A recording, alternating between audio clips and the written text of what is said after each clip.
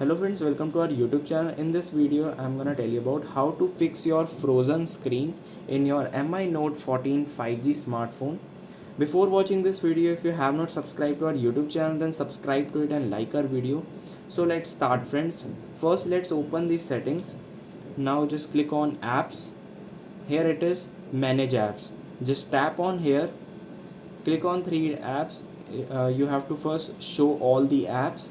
Now click on this and right here Android. You will see Android accessibility suite. Just you have to clear catch this, and then you have to write here Google and scroll down. You will see Google Play Services. Just tap on here and just clear cache from here like this, and then press back. Friends, you can restart your device, and friends, you can turn off the auto backup in your phone like this. Here it is, the photos.